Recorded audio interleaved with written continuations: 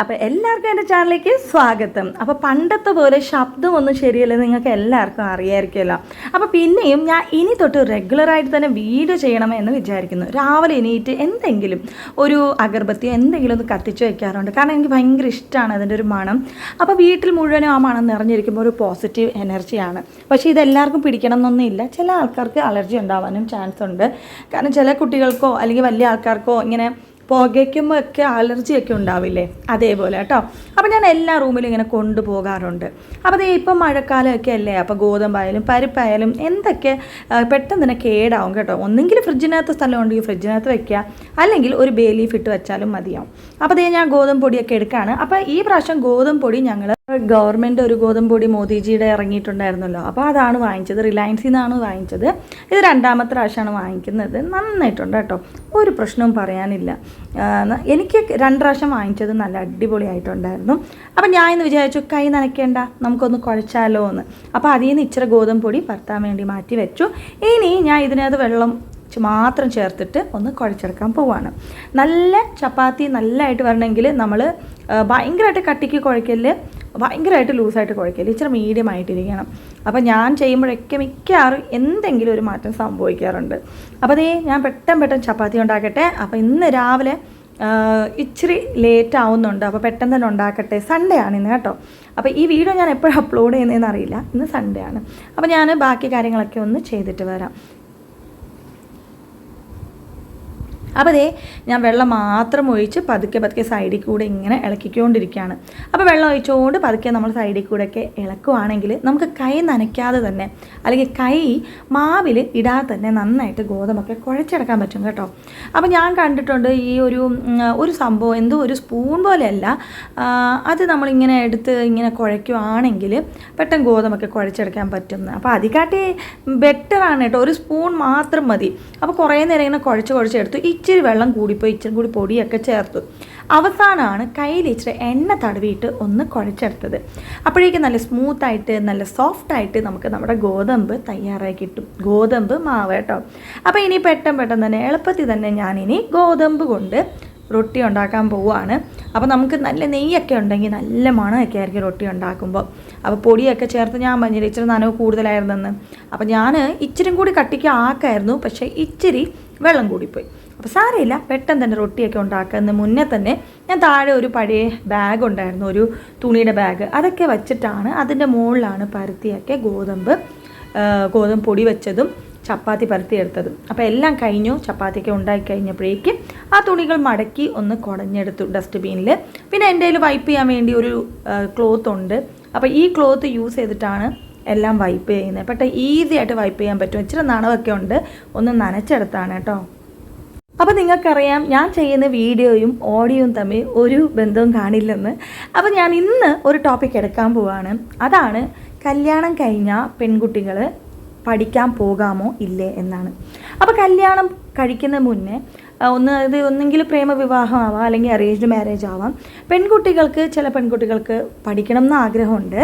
പക്ഷെ കല്യാണത്തിന് മുന്നേ പറയും ഞങ്ങൾ കല്യാണം കഴിഞ്ഞിട്ട് പഠിപ്പിക്കാം അല്ലെങ്കിൽ ജോലിക്ക് വിടാമെന്ന് പറയും. പക്ഷെ കല്യാണം കഴിഞ്ഞിട്ട് ആ കാര്യം മറന്നു പോകും. പിന്നെ അത് കഴിഞ്ഞ് കല്യാണമായി, പിന്നെ അത് കഴിഞ്ഞ് കുട്ടികളായി, അങ്ങനെയൊക്കെ ആകുമ്പോഴേക്ക് പിന്നെ അവർക്ക് ജോലിക്ക് പോകാനും പറ്റില്ല, പിന്നെ അവർക്ക് പഠിക്കണം എന്ന് ആഗ്രഹമുള്ളത് അത് നടക്കത്തുമില്ല അല്ലേ.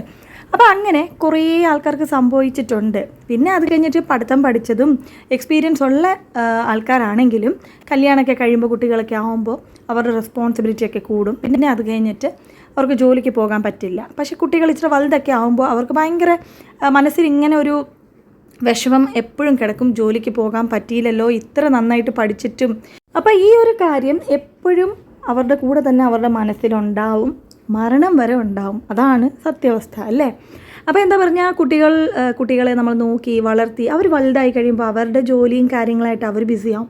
പിന്നെ നമ്മൾ വീട്ടിൽ തന്നെ അങ്ങനെ ഒറ്റയ്ക്ക് ഇങ്ങനെ ഇരിക്കുമ്പോഴായിരിക്കും നമുക്ക് ഇതൊക്കെ ആലോചന വന്ന് നമുക്ക് ഭയങ്കരമായിട്ട് വിഷമം തോന്നുന്നത്. അപ്പോൾ ഇതൊക്കെ മാറ്റാൻ വേണ്ടി നമുക്ക് എന്ത് ചെയ്യാൻ പറ്റും? പല സാഹചര്യം കാരണം ചിലപ്പോൾ ജോലിക്ക് പോകാൻ പറ്റില്ല. ചിലപ്പോൾ നമ്മുടെ ഫാമിലിക്ക് വേണ്ടി നമ്മുടെ ഫാമിലി വേണോ ജോലി വേണോ എന്ന് ചോദിക്കുമ്പോൾ നമ്മുടെ ഫാമിലിയാണ് ഫസ്റ്റ് ഇമ്പോർട്ടൻസ് എന്ന് പറഞ്ഞിട്ട് നമ്മുടെ ഡ്രീംസ് എല്ലാം നമ്മൾ വിട്ടിട്ട് നമ്മൾ വീട്ടിൽ തന്നെ നമ്മുടെ ഫാമിലിയായിട്ട് ഹാപ്പി ആയിട്ട് അവരെ നോക്കി അവരുടെ കാര്യങ്ങളൊക്കെ നോക്കിയിട്ട് മുന്നോട്ട് പോകണം എന്ന് തീരുമാനിച്ചതായിരിക്കും.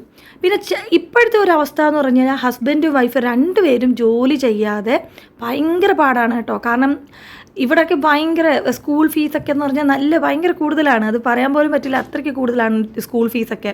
നമ്മൾ നാട്ടിൽ കമ്പയർ ചെയ്യുവാണെങ്കിൽ ഇവിടുത്തെ സ്കൂൾ ഫീസ് വളരെ കൂടുതലാണ്. അപ്പോൾ രണ്ടുപേരും ജോലി ചെയ്താൽ മാത്രമേ രണ്ടുപേർക്കും ജോലി ചെയ്താൽ മാത്രമേ ഒരു വീട് നല്ല രീതിയിൽ കൊണ്ടുപോകാൻ പറ്റൂ. പക്ഷേ പല സാഹചര്യം കാരണം രണ്ടുപേർക്കും ജോലിക്ക് പോകാൻ പറ്റാറില്ല.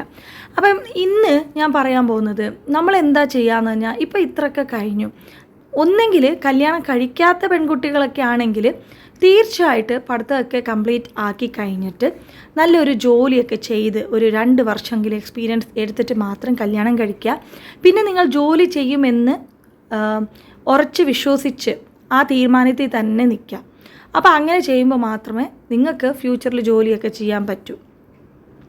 ഇല്ല, കല്യാണം കഴിഞ്ഞോണത്തിന് അവർ പറയുവാണ് വേണ്ട ജോലിയൊന്നും ചെയ്യണ്ട എന്ന് പറയുമ്പോഴേക്കും ആ ശരിയെന്ന് തല ആട്ടി നിന്ന് കഴിഞ്ഞാൽ പിന്നെ അത് കഴിഞ്ഞിട്ട് കുറേ കഴിയുമ്പോൾ നമുക്ക് അതിനൊരു പശ്ചാത്താപമായിരിക്കും കേട്ടോ. മെയിൻ അതാണ്. ഇല്ല ഇപ്പോൾ ഇനി എല്ലാം കഴിഞ്ഞു, ജോലിക്ക് ഇനി പോകാൻ പറ്റില്ല എന്ന് ഉണ്ടെങ്കിൽ നമ്മൾ നമ്മുടെ മൈൻഡൊന്നും മാറ്റിയെടുക്കുക. കാരണം നമ്മളിത് ചിന്തിച്ചുകൊണ്ടിരിക്കുമ്പോൾ നമുക്ക് അസുഖങ്ങൾ കൂടുന്നതേ ഉള്ളൂ. നമുക്ക് എന്തായാലും പോകാൻ പറ്റില്ല. പിന്നെ നമുക്ക് എന്താ ചെയ്യാൻ പറ്റുക? നമുക്ക് വീട്ടിൽ ചെയ്യാൻ പറ്റിയ കുറേ കാര്യങ്ങളുണ്ട്, അതിനൊന്ന് താല്പര്യം കാണിക്കാം. ഫോർ എക്സാമ്പിൾ ഞാൻ മുന്നേയും പറഞ്ഞിട്ടുണ്ട്, ഇപ്പോൾ കൂടുതലും ടൈലറിംഗ് ആണ്. നൈറ്റി ഫ്രോക്സ് അല്ലെങ്കിൽ നൈറ്റ് ഡ്രസ്സ് അല്ലെങ്കിൽ ഡ്രസ്സസ്, അങ്ങനെ കുറേ വെറൈറ്റീസ് ഉണ്ട് അല്ലേ. അപ്പോൾ തയ്യൽ ഇഷ്ടമുള്ള ആൾക്കാർക്ക് തയ്യൽ പഠിച്ചിട്ട് അല്ലെങ്കിൽ യൂട്യൂബിൽ തന്നെ നോക്കി തയ്യലൊക്കെ പഠിച്ചിട്ട് ചെറിയ കുഞ്ഞ രീതിയിലൊരു ബിസിനസ്സൊക്കെ സ്റ്റാർട്ട് ചെയ്യാം. അല്ലെങ്കിൽ നിങ്ങൾക്ക് സ്വെറ്റർ തയ്ക്കാൻ അറിയാമോ, അല്ലെങ്കിൽ നമുക്കിപ്പം ഫോട്ടോസിൻ്റെ കണ്ടില്ലേ, ഫോട്ടോസിൻ്റെ കുറേ വെറൈറ്റി ഒക്കെ ചെയ്യുന്നുണ്ട്. ഇപ്പോൾ ഒരു സിംഗിൾ ഫാമിലി, ഇപ്പോൾ പാരൻസ് മാത്രം ഉണ്ടെങ്കിൽ അതിനകത്ത് ആരെങ്കിലും മിസ്സിങ് ആണെങ്കിൽ അത് ആഡ് ചെയ്യുക, അല്ലെങ്കിൽ ഏതെങ്കിലും ഒരു ഫോട്ടോയിൽ ഒരാളെ ആഡ് ചെയ്യുക. ഇപ്പോൾ ഭയങ്കര ട്രെൻഡിങ് ആയിട്ട് നടക്കുകയാണ്. അല്ലെങ്കിൽ വീട്ടിൽ തന്നെ സോപ്പ് ഉണ്ടാക്കുക, ഷാമ്പു ഉണ്ടാക്കുക, അങ്ങനത്തെ കുറേ കാര്യങ്ങൾ. അപ്പോൾ അതിന് തീർച്ചയായിട്ടും ഒരു ഹസ്ബൻഡ് സപ്പോർട്ട് വേണം, ഒരു ഫാമിലി സപ്പോർട്ട് വേണം.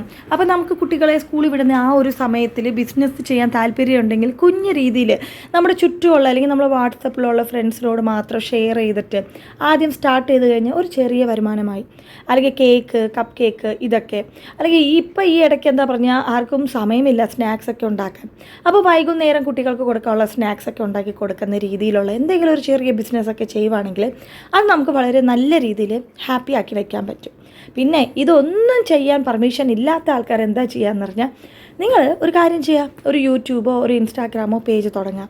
അപ്പോൾ അങ്ങനെ ഒന്ന് ട്രൈ ചെയ്ത് നോക്കാം. ഇപ്പോൾ 100% സക്സസ് ആവുമെന്ന് പറയാൻ പറ്റില്ല, അത് നമ്മുടെ കൺസിസ്റ്റൻസിയുടെ പോലെ ഇരിക്കും.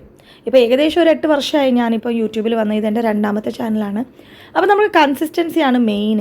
അപ്പോൾ ഞാൻ ഇടയ്ക്ക് വീഡിയോ ഇടും, പിന്നെ അത് കഴിഞ്ഞിട്ട് ഒന്ന് ഡീമോട്ടിവേറ്റ് ആയിട്ട് പിന്നെ വീഡിയോ ഇടാറില്ല, അങ്ങനെയൊക്കെ ആയിരുന്നു. സോ നമ്മൾ കൺസിസ്റ്റൻസി ആയിട്ട് നല്ലൊരു കണ്ടൻറ്റുമായിട്ട് മുന്നോട്ട് പോവുകയാണെങ്കിൽ നമ്മുടെ ചാനൽ നല്ല രീതിയിൽ മുന്നോട്ട് പോവും. നമുക്ക് നമ്മുടെ ആവശ്യത്തിനുള്ള സാധനങ്ങൾ വാങ്ങാനുള്ള പൈസയും അത്യാവശ്യത്തിന് കിട്ടും. അപ്പോൾ മെയിൻ വേണ്ടത് നമ്മൾ എപ്പോഴും മോട്ടിവേറ്റ് ആയിട്ടിരിക്കുക, ഡീമോട്ടിവേറ്റ് ആവാതിരിക്കുക, റെഗുലറായിട്ട് സെയിം സമയത്ത് തന്നെ വീഡിയോ അപ്ലോഡ് ചെയ്യുക, നല്ല രീതിയിലുള്ള കണ്ടൻറ്റ് ചെയ്യാൻ നോക്കുക. കാരണം ഇപ്പോൾ എന്ന് പറഞ്ഞു കഴിഞ്ഞാൽ യൂട്യൂബ് അതൊക്കെ നിറഞ്ഞിരിക്കുകയാണ്, ഇഷ്ടംപോലെ ടാലൻറ്റഡ് ആൾക്കാരാണ് അതിനകത്തുള്ളത്. അപ്പം ആദ്യം നമ്മൾ വന്ന സമയത്ത് അത്രയ്ക്ക് ആൾക്കാർ ഇല്ലായിരുന്നു, അതുകൊണ്ട് കുറേ ഓപ്പർച്യൂണിറ്റി ഉണ്ടായിരുന്നു. ഇപ്പോൾ അങ്ങനെയല്ല, ഇപ്പോൾ എല്ലാവരും യൂട്യൂബിലാണ് കൂടുതലും വരുന്നത്. യൂട്യൂബ് മാത്രം ഡിപ്പെൻഡ് ആയിരിക്കില്ല കേട്ടോ. നിങ്ങൾ വേറെ ജോലി ചെയ്യുന്ന ആൾക്കാരാണെങ്കിൽ ആ ജോലി വിടാതെ യൂട്യൂബ് സൈഡ് ബൈ സൈഡ് കൊണ്ടുപോകാം. ഇല്ല, ഹോം മേക്കറൊക്കെ ആണെങ്കിൽ യൂട്യൂബിലൊന്ന് ട്രൈ ചെയ്യാം. അപ്പോൾ ഇന്നത്തെ വീഡിയോ ഇത്രയേ ഉള്ളൂ. Thank you so much for watching.